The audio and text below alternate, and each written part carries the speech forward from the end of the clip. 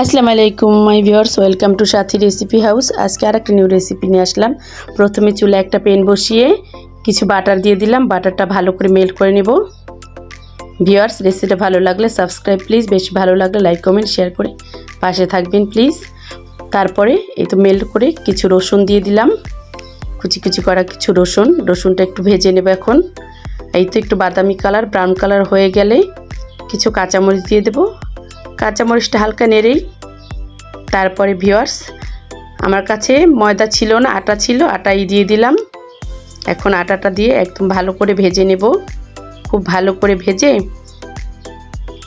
খুব ভালো করে ভেজে নেব ভিউয়ার্স। রেসিপিটা আপনারা ট্রাই করে দেখবেন, খুবই ভালো লাগবে। এই তো ভালো করে ভেজে নিয়েছি। এখন লিকুইড দুধ দিয়ে দেব। তো খুব ভালো করে ভাজার পরে ভিউয়ার্স লিকুইড দুধ দিয়ে দিলাম। একদম 2 মগ দুধ দিয়ে দেব। তারপরে একটু ভালো করে মিশিয়ে নেব একসাথে। ঠান্ডাটা দিবেন, দুধ গরমটা দিবেন না প্লিজ। তারপরে একটা প্যান বসালাম, বসিয়ে একটু বাটার ডলে নেব। একটু বাটারটা ভালো করে মিশিয়ে নেব একবারে পুরা প্যানে। তারপরে ভিউয়ার্স ভালো করে এইভাবে পুরা গলিয়ে নেব, গলিয়ে মেল্ট করে। তারপরে এই তো 5টা ডিম দিয়ে দিলাম। 5টা ডিম ভালো করে একটু ভেজে নেব, একটু ঝরঝরে করে নেব। এই তো এভাবে ঝরঝরে করে নেব। ঝরঝরে করে নিয়ে তুলে ফেলবো, এক সাইডে রেখে দেব। এখন এই তো চুলা পাস্তাটা এখন সেদ্ধ করে নেব। আমি শুধু পানি দিয়েছি, পানিতেই পাস্তাটা সেদ্ধ করে নেব।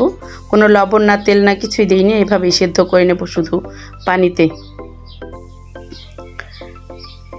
ভিউয়ার্স, হোয়াইট সস পাস্তা আপনারাও তৈরি করে খেয়ে দেখবেন।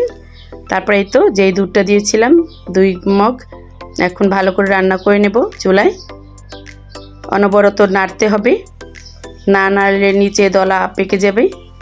তারপরে এই তো ভালো করে নেড়ে এখন পাস্তাগুলো দিয়ে দেব। সেদ্ধ করা পাস্তা পানি ঝরিয়ে রেখেছিলাম। তারপরে এই তো ডিমগুলো দিয়ে দেব। দিয়ে এখন ম্যাগি মশলা রেখেছিলাম, ম্যাগি মশলা দিয়ে দিলাম। ম্যাগি মশলাটা অবশ্যই দিবেন, না দিলে ওই টেস্টটা পাবেন না। তারপরে সব একসাথে নেড়ে চেড়ে রান্না করে নেব কিছু সময়।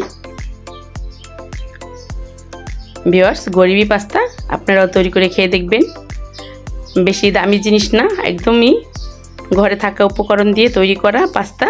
নিজেরাও তৈরি করে খেয়ে দেখবেন, আপনাদের বাচ্চাদেরকেও তৈরি করে খাওয়াবেন। আসসালামু আলাইকুম।